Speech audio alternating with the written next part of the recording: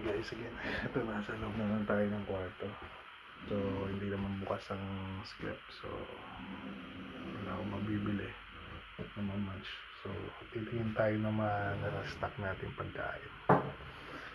Ito, bukas ako ng pabili ko sa supermarket ng grocery nung nagkaroon kami ng time. Ito, yan. Kasamahan ko saging. Medyo nagugutom ako, so 4 o'clock na naman, kain, higa. So ito lang buhay namin, kakain at hihiga at manonood, antay ng may mga kausap.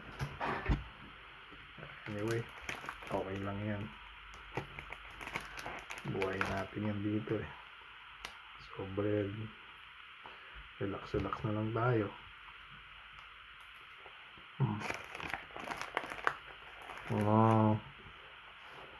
Nakakaalala. Siyempre kami naman, nakakaalala naman kami, mga tumulong sa amin.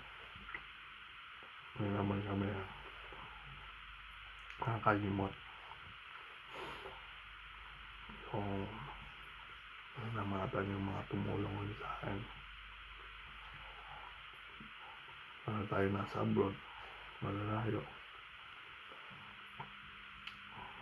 Siyempre makakabawi rin ako. Nag-iipon lang. Ano, mga tita ko, uncles ko, salamat. Kung wala sa inyo,